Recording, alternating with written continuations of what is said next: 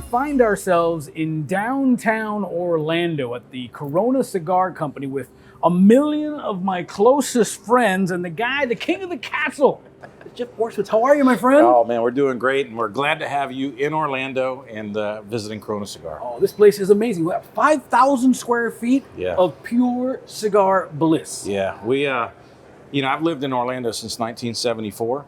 Okay. And so I'm a big believer in Orlando, and we made the leap to come downtown, and it was in 2008. There was a lot of revitalization because we're in the core. People don't realize we're on like Main and Main Street, so it's Orange Avenue and Pine and Church Street. So that city block is literally City Hall is right down the corner, and everything. This is the if you had to drop a pin on downtown Orlando, this is the epicenter. Yeah. So we're real happy to be here. We've got a big store. When we go outside, you'll see we got lots of outdoor seating, and Orange Avenue is an awesome place to just sit in front of, smoke a cigar, and people watch. All right, so let's talk a little bit about you, okay? Chicago kid, you came here in 1974. I asked this about everybody. How did the cigar find you? Well, when you say Chicago kid, let's emphasize the kid, because I was about this tall when I came here. Okay. So I consider myself, I grew up an Orlandoan? Yeah, I grew up in Orlando, so I love this town. But this is kind of ironic. The first cigar I had was literally right down the street there. There used to be a place called Rosie O'Grady's, Church Street Station. My sister got married there, and my cousin from Joliet, Illinois, broke out a 5-pack of Swisher Sweets. Yes. And that was my first cigar celebrating my sister's wedding. So amazingly, I actually enjoyed that little cigar, even though it was, it's a Swisher Sweet, right? So from there, I graduated up. That's how I put my toe in the pool. Started with that and then worked my way up to, remember when one of the early boxes of cigars I bought was a brand called Cacique, made by Pedro Martin at Tropical Tobacco. And then a buddy of mine, we used to split boxes of Arturo Fuente double chateaus, and those were boxes of 10.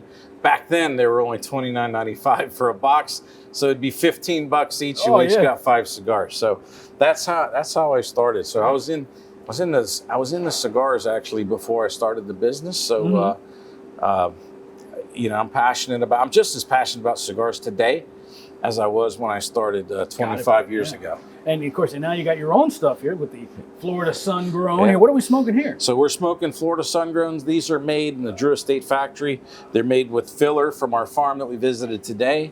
So it's got the FSG filler. It's got a Brazilian wrapper on it. There's one that's box pressed that has the Maduro broadleaf as well. So you come in 2 different wrappers. But it's got Honduran, Nicaraguan filler.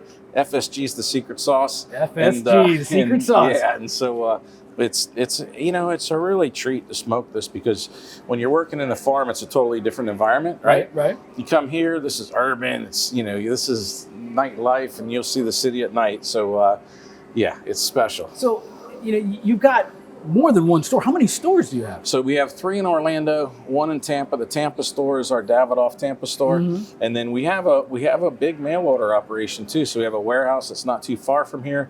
We ship to all 50 states, and where can we find that? At coronacigar.com. And believe it or not, that's how I started in the business. I started with a catalog. So I didn't have retail stores. So I started with a mail order catalog out of my house. I was running little classified ads in newspapers and in golf magazine and stuff like that. We'd send them a catalog in the mail, and love it. That's how it started. Right? Yeah, it started that way. It's got to start somewhere, right? Yeah. Now everybody gets into this business because they love it, and you can just see your passion. You're walking around, you're talking to everybody sees you. You're not like that boss that people dive under the table. Oh, I better start typing something. Here comes Jeff. No. This is like a family environment for you, right? Yeah, because what's cool about it is that we have guys that come in that are working for Corona Cigar because they love cigars. Smoke cigars all day, and there are worse ways, right? Yeah, and we have guys that are enthusiasts about it. So, you can see that in the guys that work here, and so it's all about making sure when the customer comes in, they have a great time. And so, if everybody's on the same platform that we're working off of, and the same hem sheet, if you will, it shows. And so, great team. You've got, and it relies on the boss, because everything starts from the top down. So, and that's a reflection of you, my friend. But it's a team. I'm telling you, you can't do anything by yourself. We got a great group of guys here, and but it is a culture that we. Now, one of the cultures that you helped, and again, a lot of people don't understand this, or maybe don't even realize this. You've got a nickname called the Cigar Crusader. Yeah. The Cigar Crusader, Yeah. because Mr. Borysiewicz went to Washington and made sure we could be smoking cigars. Tell me about that. So that's a scary story, actually. I got that Cigar Crusader title. I wish I didn't have to get it. But the store we're standing in right now, so it was in 2007 where I had signed the lease, 7-year lease. We had a construction contract on this for over $1 million, and everything was personally guaranteed.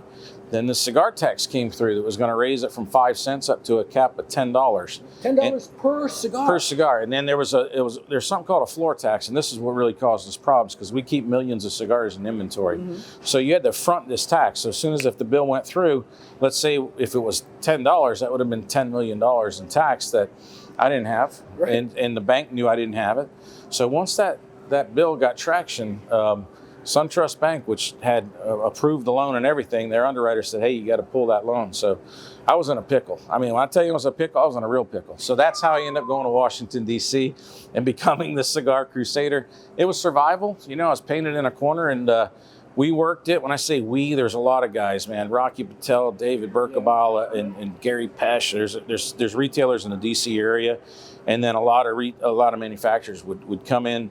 And we worked it hard, and our Florida representatives understood what it meant to this industry. Sure. And you know what the biggest lesson I learned about, let's call it citizen lobbying? I went to Harry Reid's office, and there was a staff member there that was about our age. Now that's rare. Right. In Washington, D.C., most staff members are about 22 to 24 years old. Right. This guy, he came back, he got my card, and he gave me a meeting. I couldn't even get a meeting, right? Guy gave me a meeting, and he goes, let me tell you why I gave you the meeting. He goes, first, you came with no lobbyist. He goes, he goes, for these guys that have been in it a long time, when they see a business card from a businessman that came all the way from Orlando or any other state, and he's telling them, hey, we're about to go out of business, they believe it. Versus a lobby, because every lobbyist comes through the door, tries to say it's going to kill them, right? So anyway, so I learned a lot, and biggest lesson was you got to stay involved in politics. If you're in this business, it's part of it. You need to be involved. Right, and you know, everybody talks about presidential elections, but I've always said the biggest elections are the local elections, the ones that happen in your hometown. That's right, because you can go to. It happened here too. You can go to bed one night. There'll be a city council meeting, and next morning you wake up, and then you can't smoke inside a cigar shop or cigar bar. They tried to do that here. We fought that off, but it's a real. If you're in the business of cigars, you got to watch. You got to watch what's going on all the time. The Crusader, I love it. I love that nickname. All right, so let's talk about some other passions of yours. I see a lot of cigar store Indians. Yeah. Tell me, I mean, and you've got some like for real, like made out of wood. Like 6 guys got to move this. So the thing is that I'm in the history. If you watch any old westerns or even things like Deadwood or anything like that, you'd always see in the props, you'd see cigars somewhere in there. You're going to see cigars, and there'll be a cigar store Indian. And the reason for that was a symbol. Back in the old days, most people were illiterate. So you would have a statue that represented your business. So anytime you saw a cigar store Indian, you knew it was a cigar shop. And the reason it was a cigar store Indian is that a lot of people don't realize is that tobacco was discovered in America. When Christopher Columbus discovered America, 1492, he discovered tobacco that the natives were smoking, and that's why the word cigar actually was a word by the natives.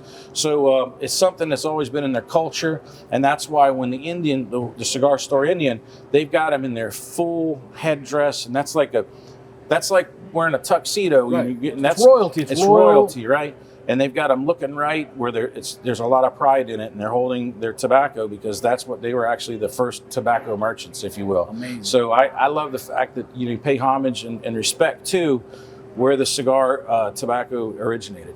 What I just in the few moments that I've spent with you, you seem like a very interesting, very giving back person. You understand your surroundings, where you're at, and you have a big passion for the Shriners Hospital for Children. Tell me about that. So Shriners is something that from my dad's generation has always been there. They always had the burn centers and the hospitals and stuff.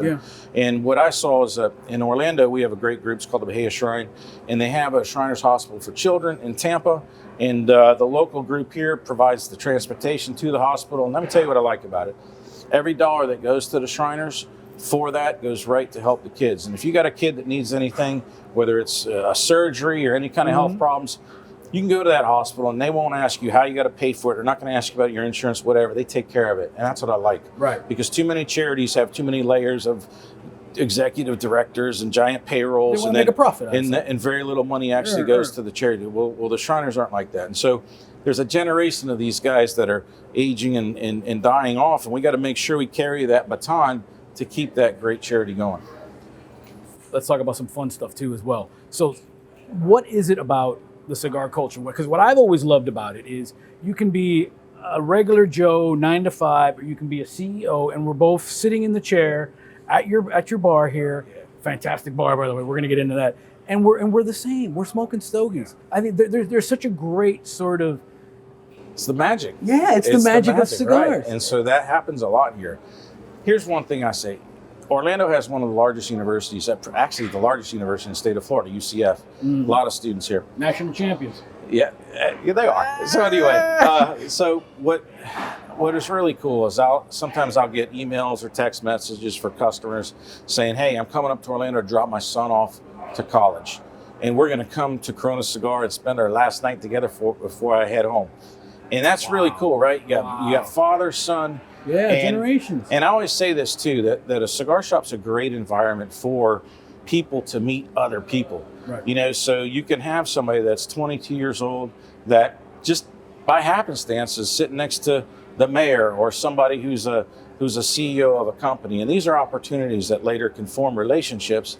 So there's a lot of good benefits. I just call it like there's a good aura in cigar, especially Corona Cigar. You would not believe how many stories we get of people telling, I met this person at Corona. It all started at Corona. Man, we've got husbands and wives that are like, it's like we met at Corona Cigar. And so, there's some cool stuff. I love it. Well, this just being here, it starts at the top. I've always said this. I know you say it's a team. It starts at the top. Jeff Borysiewicz, Corona Cigar Company here in downtown Orlando. You got to come see us. Come on.